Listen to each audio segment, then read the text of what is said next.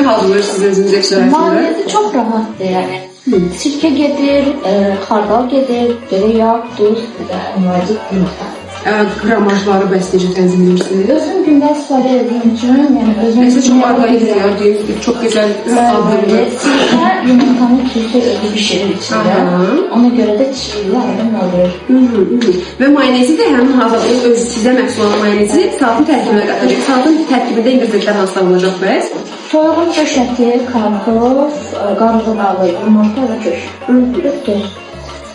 Siz ümumiyyətlə videolarınıza görmüşək, yoldaşı sən birlikdə hazırlısınız videolar. Yoldaşınız da bu sahəyə maraqlı yoxsa sizə dəstək amaçlı edir o? Dəstək, yəni arxa kadrda daha çox çəkim, özü esən verici olduğu üçün sosial şəbəkələri o idarə edir. Lakin mən ön kameradayam və işləndirirəm.